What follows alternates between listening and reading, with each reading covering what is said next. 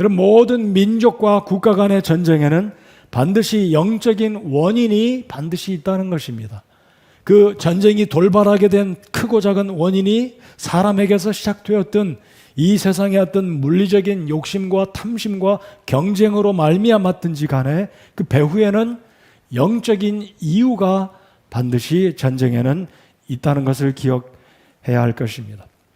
우리 한국의 전쟁은 특별히 하나님의 주권적인 섭리와 역사 가운데 저는 개인적으로 하나님의 징계요, 하나님의 심판이 있었기 때문이다라고 생각을 합니다.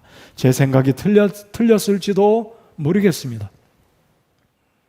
왜 그렇게 제가 말씀을 드리냐면, 우리나라의 일제강점기 기간 동안에 우리나라가 신사를 참배하고 일황을 향해서 절을 하면서 우상숭배의 죄에 빠지게 된 사건이 있었다는 것 여러분이 알고 계실 것입니다.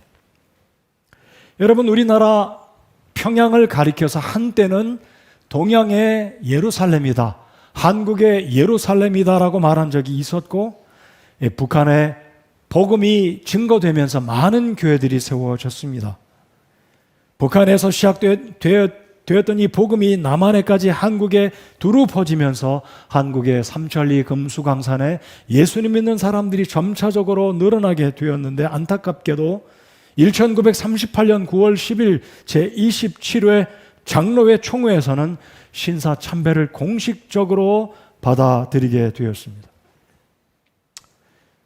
여러분이 알고 계시듯이 저희 교회는 1955년 한국 전쟁이 끝마치고 난 이후에 세워져서 올해로 우리 교회가 65주년이 되어갑니다. 아무튼 38년 9월 10일 27회 장로회 총회에서 신사참배를 받아들이기로 가결함으로 일본의 신도를 향해, 일본을 향해, 일황을 향해서 국민의례라는 명목 아래 한국 국민들과 순박한 성도들이 결국은 우상 숭배에 이르게 되었다는 것입니다. 그 결과로 하나님은 이 땅을 심판하시고 징계하셨기에 한국의 전쟁이 발발하였다라고 생각하고 있고, 한국의 많은 크리스찬 리더들 또한 그렇게 인정하고 그렇게 받아들이고 있습니다. 개인적인 어떤 생각이겠지만 여러분들은 어떻게 이해하실지 모르겠습니다. 아무튼 현실은 우리나라에 전쟁이 돌발했고, 지금까지도 전 세계에 유일하게 분단된 국가로 지난주에도 개성에서 있던 사건을 여러분이 뉴스를 통해서 들으셨을 겁니다. 우리나라 이 대한민국은 이스라엘과 다방면에 걸쳐서 유사한 모습이 많이 있습니다. 남북으로 나눠진 것, 수없는 전쟁들, 이 나라가 외국의 침략을 받고 어려움 가운데 있었던 그런 아픔들이 있는 나라가 우리나라입니다. 그래서 오늘 본문의 말씀을 6.25 70주기를 앞두고 이 말씀 한 구절을 통해 과거를 회상하며 우리가 역사를 통해 교훈을 받고 현재 어떻게 살아가야 할지, 그리고 미래를 어떻게 살아가야 할지 다시 한번 교훈을 받는 우리 개개인들과 우리 교회와 이 나라 우리 민족이 되기를 간절히 소원합니다. 오늘 7절 한 구절을 잘 보시면 동사로 하나님이 명령하신 세 개의 명령들을 하나씩 살펴보면서 교훈을 받기 원합니다. 첫 번째는 기억하라, 둘째는 깊이 생각하라, 셋째는 물으라. 기억하라, 기억하라. 그렇죠? 첫 번째, 그러면 기억하라, 이 부분에 대해서 생각해 보겠습니다. 기억하라는 것은 remember, 기억하라는 것은 무엇이 잘못되었는지 과거 역사를 다시 한번 점검하고 뒤돌아보고 역사를 통해서 교훈을 깨달으라는 것이죠. 그들의 실수, 어디에서 잘못되었는지 잊지 말고 반복하지 말고 동일한 실수를 저지르지 말라는 것이 오늘 본문의 말씀으로 하나님이 이스라엘 백성들의 신세대들에게 주시는 경고의 말씀, 경고의 명령, 옛날을 기억하라입니다. 저희들이 32장 1절부터 다 읽지는 않겠지만 4절부터 6절까지 제가 읽겠습니다. 여러분들 4절로 6절까지 보시기 바랍니다. 그분은 반석이시요 그분의 일은 완전하니 그분의 모든 길은 판단의 공의이니라. 그분은 진실하고 불법이 없으신 하나님이시니 의로우시고 올바르시도다. 그들이 스스로 부패하였은즉 그분의 점은 그분의 자녀들의 점이 아니니 그들은 사악하며 비뚤어진 세대로다. 6절 다 같이 읽겠습니다. 시작. 어리석고 지혜롭지 못한 백성이여, 너희가 주께 이같이 보답하느냐? 그분은 너를 사신 내 아버지가 아니냐? 그분께서 너를 만들고 굳게 세우지 아니하셨느냐? 여러분, 이스라엘 역사를 잘 보시면, 창세기를 보시면 이 야곱의 후손들 70여 명이 기근을 피해서 아들 총리가 되었던 이 요셉의 초청을 받고 득의양양하게 머리에 목에 힘을 주고 자신감을 가지고 이집트로 내려가서 살아간 지 벌써 상당한 시간이 흘렀습니다. 그리고 그 민족의 숫자가 200만 명이 더 되는 엄청난 민족으로 변하였습니다. 이들이 홍해가 갈라지는 기적을 경험하고 만나를 먹고 메추라기를 먹고 하나님이 친히 보살피시는 뜨거운 땡볕을 가려주는 구름 기둥과 밤에 추운 사막성의 추위 가운데서도 불기둥으로 따뜻하게 보호하시는 초자연적인 전지전능하신 하나님의 역사를 친히 경험하고서도 이들이 이제 시내산을 떠나 하나님이 주시고자 하는 가나안 땅으로 향해 가고 있을 때 한 지점에 이르렀을 때는 이들이 믿음이 연약해져서 하나님을 불신하고 인간적인 계산으로 가나안에 있는 족속들을 생각하고 우리는 가나안 땅에 들어가면 우리는 그들 앞에 마치 메뚜기와 같아서 그들과 싸워서는 결코 이길 수 없을 것이다 라는 판단으로 결국은 하나님을 원망하였고 그들의 지도자 모세를 원망하였습니다. 쉽게 말씀드리면 이들이 불신함으로 말미암아 가나안 땅에 들어가는 축복의 목전에서 이들은 불신으로 말미암아 결국은 하나님의 진노를 입고 하나님의 진노와 하나님의 징계를 받았기에 그들은 광야에서 방황하다가 결국은 한 사람도 가나안 땅을 밟아보지 못하고 광야에서 죽었습니다. 여러분, 이스라엘 인구가 200만 명이 넘는다면 그때 태어난 이 세대들을 제외하고 그 숫자를 계산해 본다면 40년 하루하루를 계산해서 적어도 150만 이상의 사람들을 나누어 본다면 이들은 40년 동안 광야에서 매일같이 하루에 수십 명씩 장례를 치른 것이 그들의 광야에서의 일상이었습니다. 매일같이 장례를 치른 것입니다. 왜 장례를 치러야만 했었습니까? 약속의 땅을 목전에 두고 그들이 하나님을 불신했기 때문에 결국은 죽어갔다는 것이죠. 그러니까 신세대들은 늘 광야에서 기억하고 본 것이 무엇입니까? 날마다 장례를 치르는 사건을 이들이 보았습니다. 왜 우리의 어머니, 아버지, 우리의 삼촌, 우리의 큰아버지가 하나님의 능력을 의심하고 가나안 땅을 들어가지 못했을까? 자, 이 상황을 7절에서 하나님은 모세를 통해서 신세대들에게 다시 상기시켜 주기를 옛날을 기억하라. 여러분, 이 신명기서는 또 다른 이름으로 말하기를 재교육하는 책이다라고 말합니다. 재교육의 책. 자, 여러분, 이스라엘 백성들이 이집트를 떠나온 다음에 시내산에서 율법을 받았습니다. 그 책이 바로 출애굽기입니다. 그리고 레위기서가 아니겠습니까? 창세기, 출애굽기, 레위기. 자, 그러니까 이 두 책 출애굽기와 레위기는 이스라엘 백성들이 시내산 자락에서 하나님의 백성이 되겠다고 굳게 언약을 하고 하나님의 언약을 받았습니다. 근데 구세대들은 다 죽어갔고 신세대들, 이제 광야에서 태어났고 가나안 땅을 들어가기 직전에 모세는 이 신세대들을 재교육하기 위해서 율법을 또 들려주고 있는 책이 신명기입니다. 새로 올 신자가 아니라 납신자를 쓰게 되는데 아무튼 이 신명기는 재교육, 율법을 다시 상기시켜 주므로 이스라엘 백성들이 어찌하여 광야에서 멸망했는지, 하나님의 축복을 왜 못 받았는지 신세대들에게 상기시켜 주는, 그래서 첫 번째 명령도 옛날을 기억하라입니다. 구세대들은 말씀드린 것처럼 다 죽었습니다. 자, 그러면 첫 번째로 오늘 첫 번째 명령, 첫 번째 동사 기억하라. 이 기억하라의 의미 함축된 이 한 단어 remember, 이 한 단어 속에 있는 말은 무엇이냐면 무엇이 잘못되었는지 과거 역사를 통해 교훈을 받으라는 것입니다. 과거 역사를 보고 교훈을 받으라. 오늘 설교 서두에 제가 말씀드렸듯이 우리의 동족의 상잔에 비극이 있었던 수십만, 수백만, 총 통틀어서 약 300만 명 이상이 죽고 이산 가족이 되었고 고아가 된 민족의 고통, 지금까지 이산 가족이 있지 않습니까? 이 엄청난 결과가 무엇 때문이라고요? 하나님이 축복하셔서 이 땅에 복음이 들어왔지만 결국 하나님의 지도자들이 타협하고 일왕을 경배하고 우상을 숭배하는 그 일의 법에 동의를 하고 우리 민족을 잘못된 길로 이끌어감으로 하나님이 진노하시고 이 민족을 징계하셨기 때문에 전쟁이 발발했다라고 저는 생각합니다. 자, 그렇다면 이 시대 우리가 살아가고 있는 이 때에 70년 6.25 발발을 다시 상기하고 기념하면서 옛날을 우리 또한 기억해 볼 필요가 있다는 것입니다. 아마 전후 세대들은 6.25가 얼마나 고통스러웠는지 잘 알지 못할 것입니다.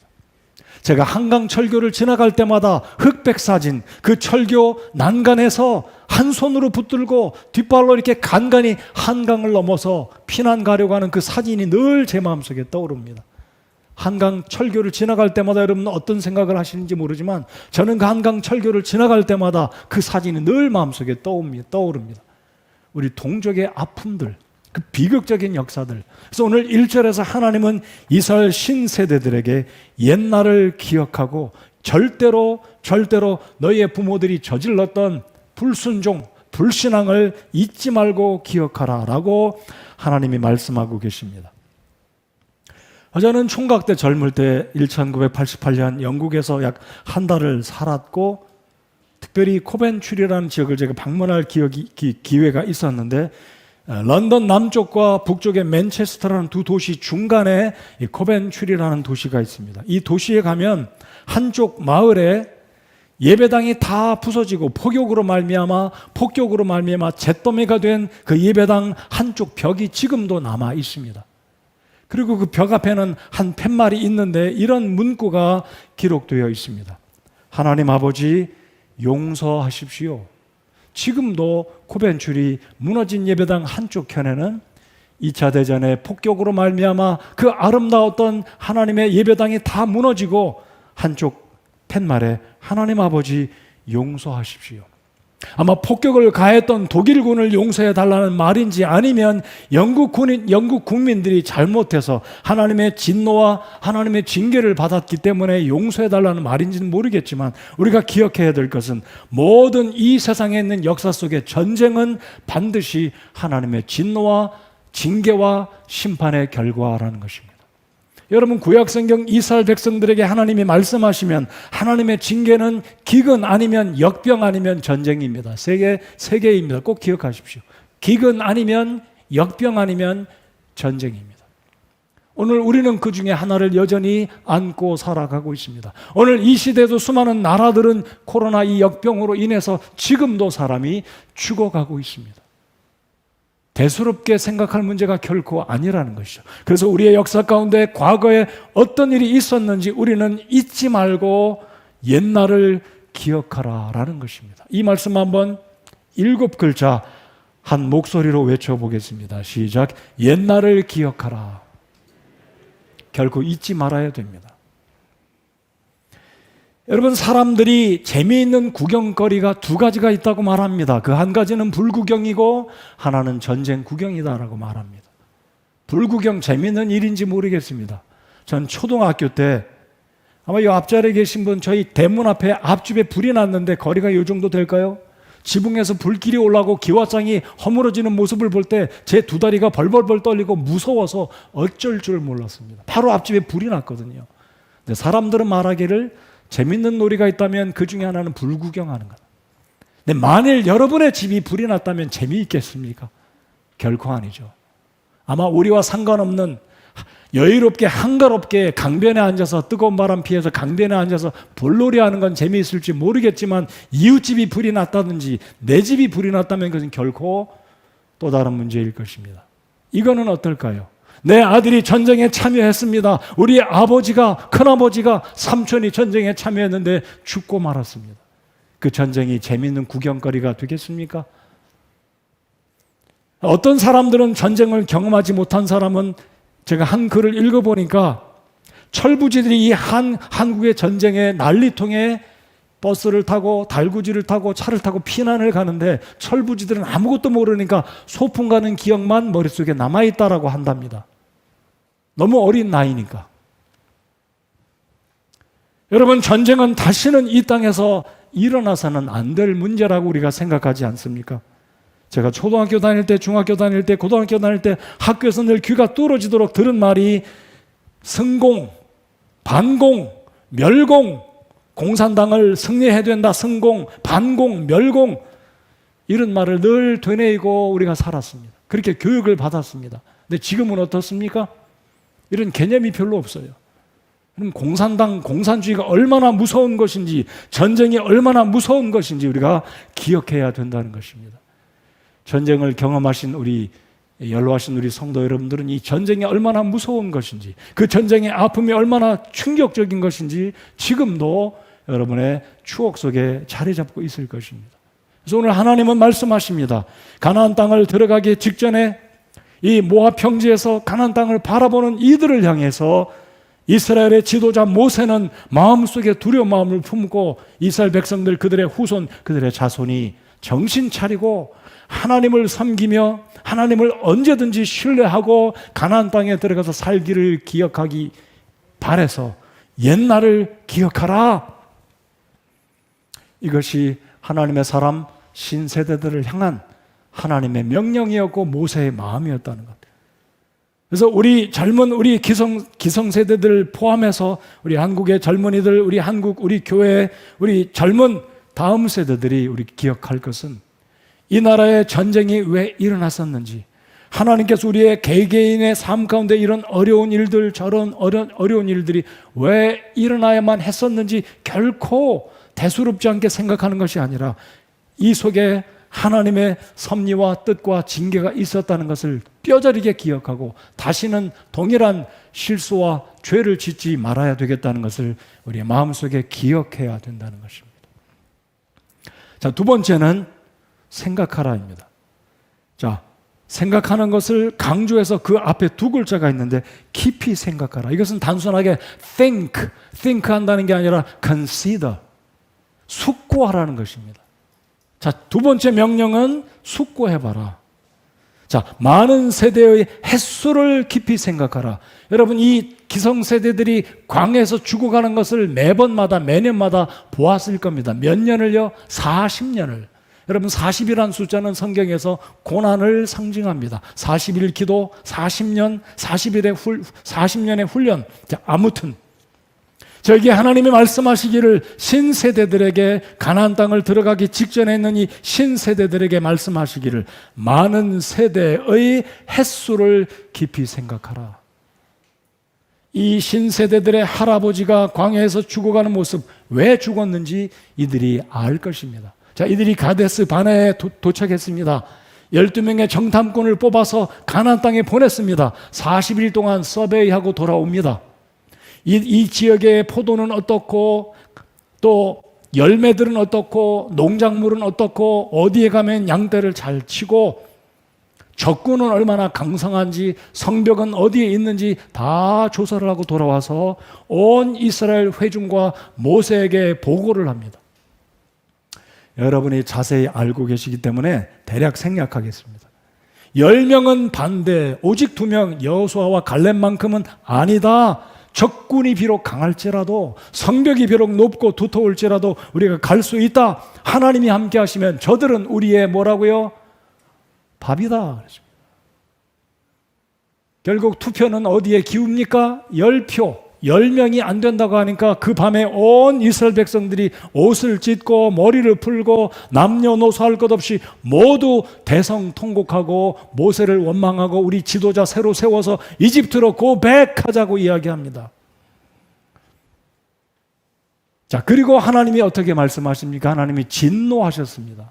이들이 홍해가 갈라지는 경험도 보았고 하나님이 메추라기로 먹이셨고 만나와 기적들을 베푸신 모든 사건들, 마라의 운물이 달게 된 것도 경험하고 마셨지만, 먹었지만, 이들이 친히 보았지만 이들은 10명의 부정적인 보고만 듣고 하나님은 안중에도 계산하지 않았습니다. 하나님이 진노하시고 너희들의 40일이 40년이 되어서 광야에서 뺑뺑뺑 돌다가 모두 다 가나안 땅에 들어가는 사람 없이 여호수아와 갈렙만, 잘 기억하십시오. 기성세대 가운데는 오직 두 사람, 여호수아와 갈렙만 두 사람 들어가고 나머지 모든 9세대들은 다 광야에서 죽었습니다. 그것을 가리켜서 하나님은 오늘 말씀하시기를 많은 세대들의 횟수를 깊이 생각하라. 이 젊은 세대들, 기성세대들이 죽어가는 것, 이들이 불신했기 때문에 날마다 장례 치르고 곡하는 모습을 보았습니다. 가나안 땅이 족인데 여기까지 왔다가 조금만 가면 가나안 땅인데 거기에서 좌회전, 거기에서 우회전, 뺑뺑뺑 돌다가 뺑뺑이 돌다가 이들이 죽지 않았습니까? 그래서 하나님은 말씀하시기를 많은 세대의 횟수를 깊이 생각하라 그랬습니다. 자, 그러니까 깊이 생각하라는, consider 하라는 의미는 과거를 거울 삼아 오늘을 내가 어떻게 살을지 마음속에 결단하라는 겁니다. 자, 기념하라는 것은 과거의 역사를 교훈 삼고 나도 혹시 잘못하고 있지 않는가 나를 돌아봐야 되겠지만, 횟수를 깊이 생각하라는 말은 나는 지금 어떻게 살고 있는지 과거의 조상들의 모습, 그들의 불신의 태도를 기억하고 나에게는 그런 불신은 없는가 자신을 consider 해보라는 거죠. 나 자신을 숙고해보라는 거죠. 객관적인 위치에서 나의 믿음이 있는가 없는가 점검해 보라는 말씀이 두 번째 명령입니다. 여러분, 우리 민족이 하나님의 은혜 가운데 일제 강점기를 보내고 드디어 광명을 맞았습니다. 8.15 해방 그 즐거운 그 정말 감격의 그날을 맞아서 이 나라가 하나님의 뜻 가운데 잘 가는 듯 했지만 결국은 복음이 왔고 교회가 세워지고 하나님의 은혜가 시작되려 하는 그런 과정 가운데 결국은 우상숭배의 죄를 저지르게 되었습니다. 신약성경 마지막 책 요한계시록 2장을 한번 열어보시겠습니다. 요한계시록 2장 5절 말씀을 함께 읽겠습니다.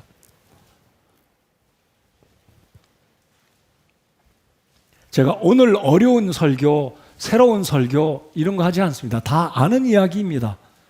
해 아래 새 것이 없습니다. 설교 여러분 잘 아시는 거예요. 그러나 그 하나님의 말씀을 향한 우리의 태도와 자세가 중요하다고 생각합니다. 요한계시록 2장 5절 말씀을 하나님이 내게 주시는 말씀이다 생각하고 읽겠습니다. 이건 에베소 교회에서 주시는 말씀이 아니다라고 그렇게 생각지 마시고 내게 지금 이 시간에 하나님이 나에게 명령하시는 말씀이다라고 생각하고 읽겠습니다. 읽겠습니다. 시작. 그러므로 내가 어디로부터 떨어졌는지 기억하고 회개하여 처음 행위를 하라. 만일 그리하지 아니하고 내가 회개하지 아니하면 내가 속히 내게 가서 내 등잔대를 그것의 자리에서 옮기리라. 등잔대를 옮긴다는 말은 에베소 교회에 하나님의 역사를 그치고 성령의 역사를 그치고 은혜를 더 이상 내려주시지 않겠다는 하나님의 경고의 말씀입니다. 자, 이게 잘 우리가 주목해 봐야 될 구절은 기억하고, 그러므로 내가 어디로부터 떨어졌는지 기억하고, 개역성경은 이 구절을 생각하고라고 말합니다. 어쨌든 생각이든 기억이든 첫 번째 명령, 두 번째 명령 다 포함되는 단어입니다. 첫 번째 기억하고, 두 번째 깊이 생각하라. 한국 전쟁을 경험하지 못한 우리 젊은이들도 최소한 만큼은 이 분단된 이 나라가 얼마나 고통스럽고 전 세계적으로 부끄러운 일이 아니겠습니까? 오직 유일하게 한국만이 전 세계에서 여전히 분단된 나라, 여전히 싸우고 있고 여전히 노력하고 있지만 우리는 속고 있습니다. 여전히 속고 있어요. 많이 갖다 퍼줘도 여전히 속고 있다고 저는 생각합니다. 늘 저들은 속이고 있어요. 앞에서 이야기하고 땅굴 파고 있고 앞에서 이야기하고 천안함 폭파시키고 늘 그래 왔습니다. 아픔이죠. 우리의 아픔입니다. 자, 하나님이 말씀하십니다. 그러므로 내가 어디로부터 떨어졌는지 기억하고 생각하고 우리 자신을 잘 돌아보라는 말씀입니다.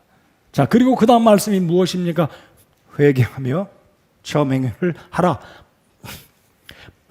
만일 그리하지 아니하고 내가 회개하지 아니하면 내가 속히 내게 가서 내 등잔대를 그것의 자리에서 옮기리라. 여러분, 우리 교회에 이 강단에서 하나님의 성령의 역사가 없다면 얼마나 슬프겠습니까?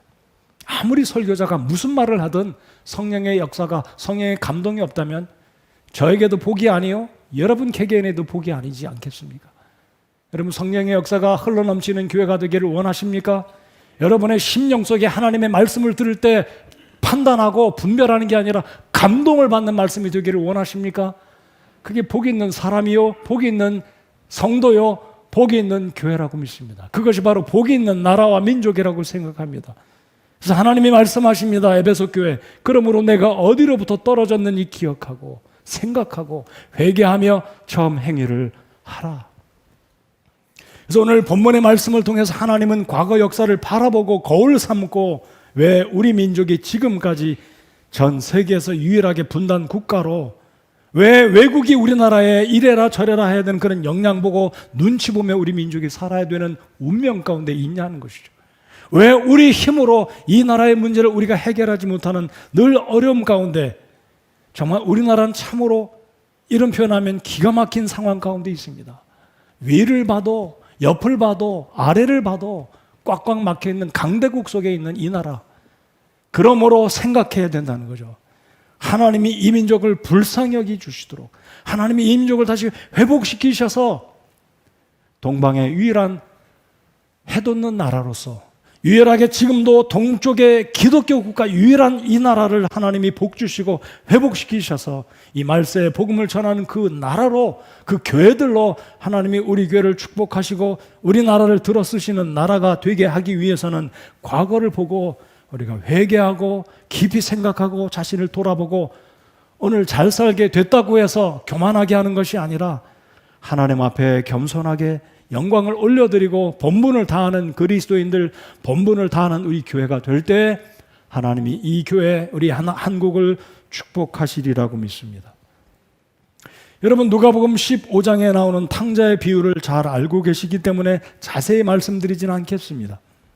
이 둘째 아들이 미리 아버지의 유산을 받아가지고 먼 나라에 가서 다 써버립니다. 그리고 결국은 거지가 됩니다. 여러분, 이스라엘 백성들이 돼지를 친다는 것은 상상할 수 없는 일입니다. 그것은 쉽게 말씀드리면 쫄딱 망했다. 선택의 여지가 없이 돼지를 치는 일이라도 해서 먹고 살아야 될 그런 상황이니까 얼마나 어렵습니까? 여러분, 이스라엘 사람들 돼지고기 먹지도 않잖아요. 부정한 짐승이라 가지도 않잖아요. 이름도 부르기를 꺼려하는데 이 둘째 아들이 돼지 우리를 치며, 그것도 가련한 상태, 뭐라고 성경은 말하고 있습니까? 먹을 것이 없어서 돼지들이 먹는 곡식 껍질로 자기 배를 채우려고 하되 아무도 그에게 먹을 것을 주는 사람이 없다고 성경은 이야기하고 있습니다. 17절로 20절을 제가 읽어보겠습니다. 그제야 그가 정신을 차리고 이르되 내 아버지께는 빵이 풍족하여 나누어 줄 수 있는 품꾼이 얼마나 많은가. 그런데 나는 굶어 죽는구나. 내가 일어나 내 아버지께 가서 그분께 이르기를, 아버지, 내가 하늘을 대적하여 죄를 짓고 아버지 앞에 죄를 지었사오니 더 이상 아버지의 아들이라 불릴 자격이 없나이다. 나를 아버지의 품꾼 중 하나로 삼아 주소서. 그리고 이 아들이 일어나서 아버지께로 갑니다. 그런데 이 17절 상반절을 다시 한번 제가 읽어보겠습니다. 그제야 그가 정신을 차리고 이르되, 정신을 차리게 된 원인은 자신을 컨시더 했습니다. 깊이 자신을 생각하고, 내가 어디서 잘못했는지, 하나님을 향해 잘못한 것이 무엇인지, 나의 아버지를 향해 잘못한 것이 무엇인지 자신을 돌아보고 깊이 생각하고 그 자리에 머무른 것이 아니라 돌이켜서 아버지에게로 회개해서 아버지께로 나아갔다는 것입니다. 그러므로 우리 인생의 때 가끔 우리의 삶을 뒤돌아보고 내 일은 아니지만, 내 가정의 일은 아니지만 우리 민족이 공통적으로 겪고 있는 이 어려운 분단의 문제, 한국의 전쟁의 문제를 깊이 생각하고 역사 속에서 교훈을 받고, 이 이스라엘의 역사 속에서도 교훈을 받지만 우리 자신의 역사 속에서도 교훈을 받고, 우리 개개인이, 우리 한국 교회들이, 또 우리 교회가 깊이 생각하고 아버지 하나님께 돌아와야 된다는 것입니다. 그래서 시편 144편 15절에 이런 말씀이 있습니다.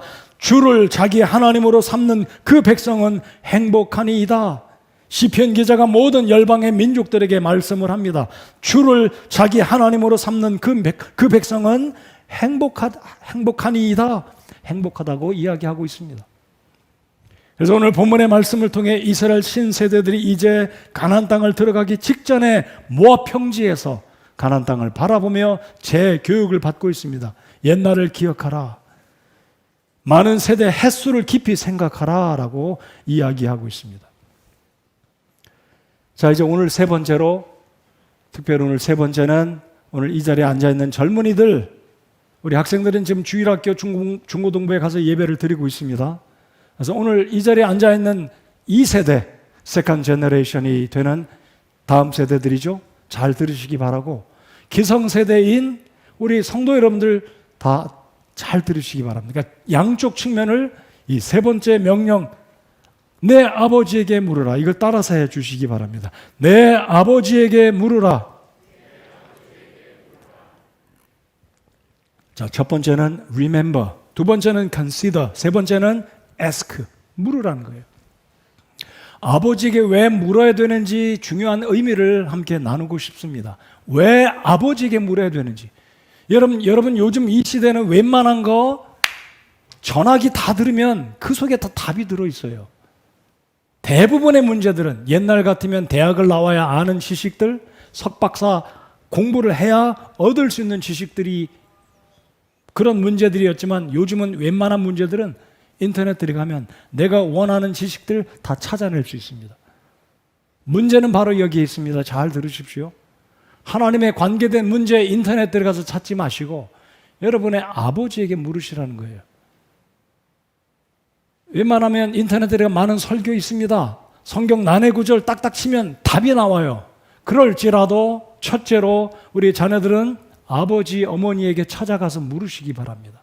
그럴 때 그 속에 신앙의 전수가 이루어지고, 그럴 때 인격적인 교제가 있고, 그럴 때 아버지, 어머니의 참된 신앙의 진수를 우리의 자녀들이 배우고 평생 마음속에 담아둔다는 거예요. 여러분, 우리의 믿음은 단순한 지식의 습득으로 이루어지지 않는 것 인정하십니까? 여러분, 그래서 아버지, 어머니의 믿음을 알려고 하고 물어보고, 우리 아버지, 어머니는 어려울 때 어떻게 지내셨는가?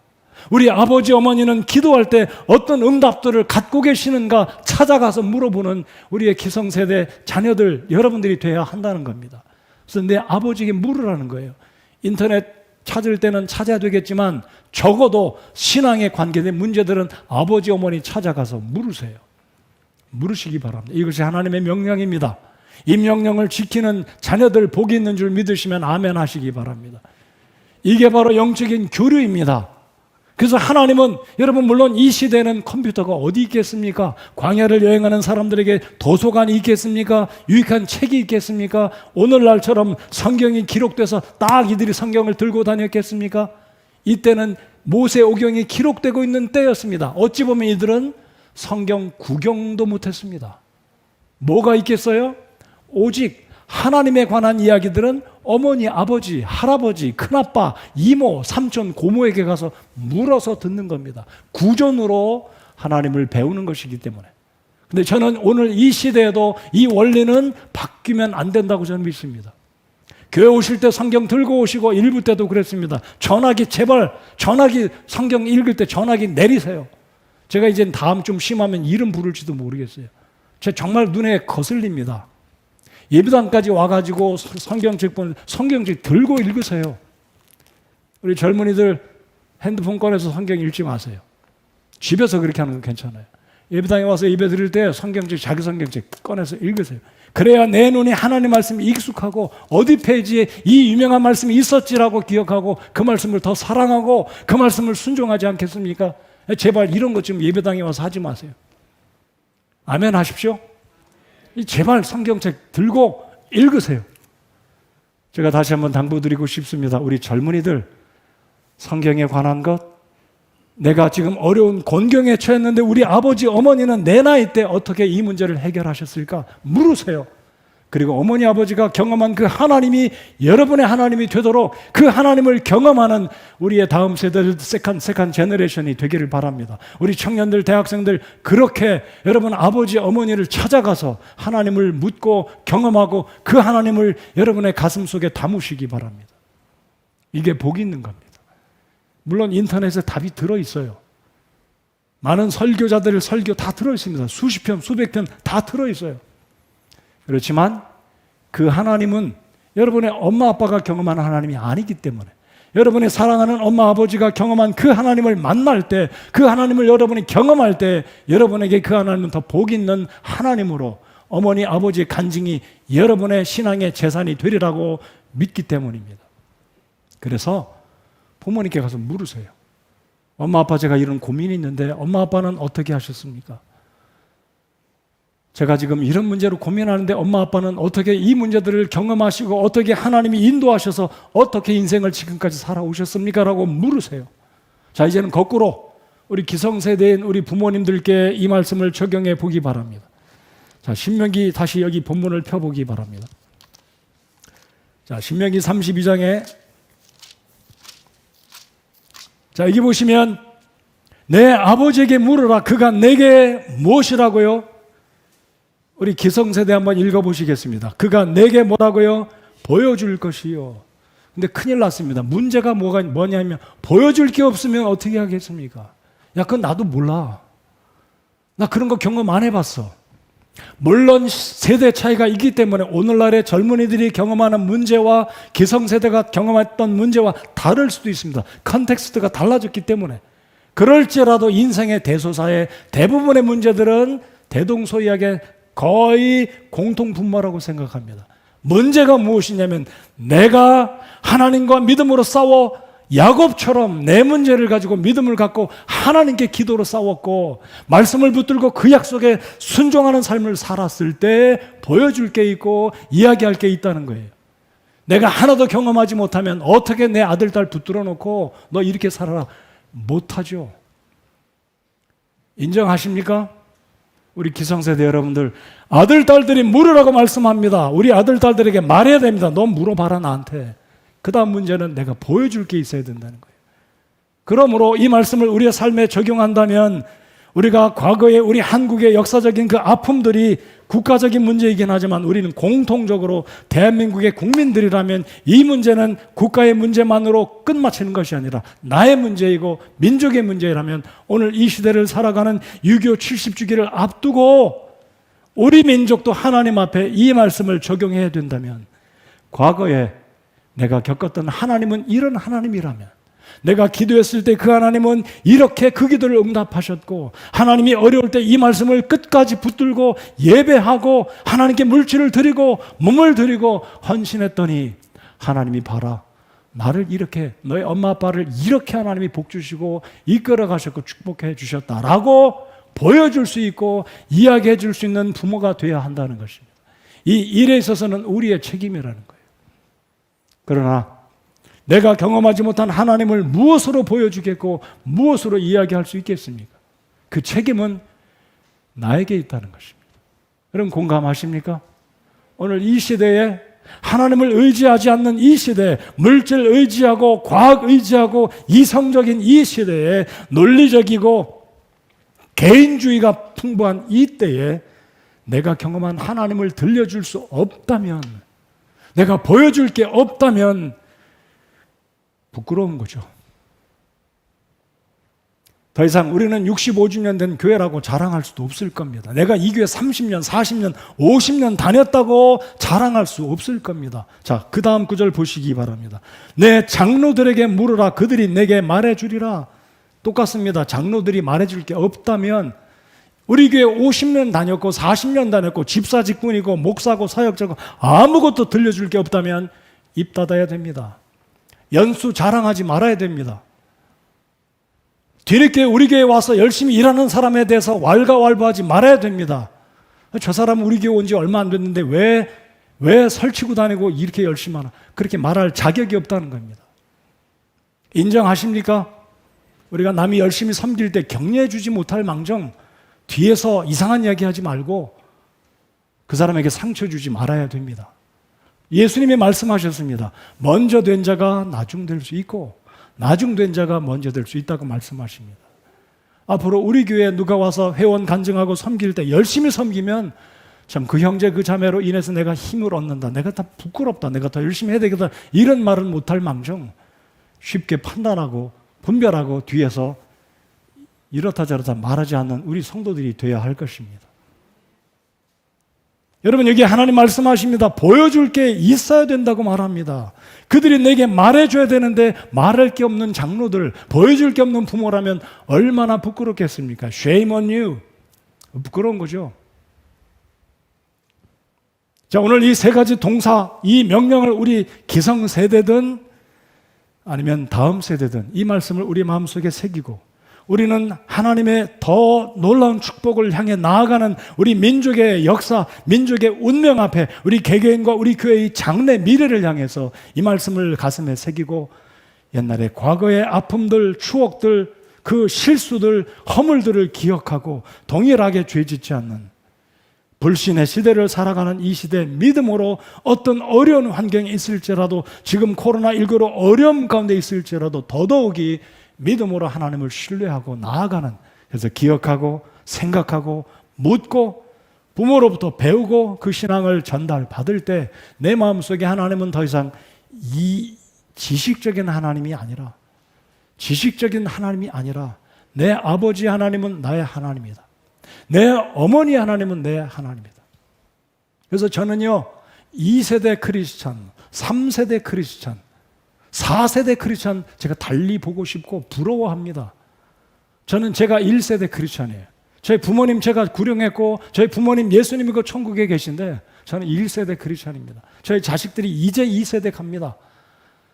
아마 우리 교회 성도들 가운데도 2세대, 3세대, 4세대 크리스찬들이 있어요. 제가 얼마 전에 성도의 집에 신방 가서 그 가정을 격려했습니다. 아니, 이 가정은 4세대 크리스찬 가정입니다. 얼마나 복 있는 가정인지 제가 격려해 드렸습니다. 오늘 이 말씀을 잘 기억하시기 바랍니다. 내 아버지에게 물으라. 그가 내게 보여줄 것이요. 무엇을 보여준다고요? 그가 보았던 하나님의 축복들, 그가 보았던 하나님의 영광을 자신의 자식들에게 보여줄 수 있고 말할 수 있는 우리 그리스도인들 부모들이 되어야 되지 않겠습니까? 우리 젊은이들 물으세요. 엄마 아빠에게 물으시고 교회 집사님들, 성도님들, 선생님들께 물으세요. 그냥 단순하게 인터넷 두드리지 말고 일반적인 필요든 그렇게 할 수 있겠지만 하나님에 관해서 내 하나님이 어떤 하나님인지 내 아버지가, 내 어머니가 경험한 그 하나님을 묻기 위해서는 아버지, 어머니에게 물으라는 거예요.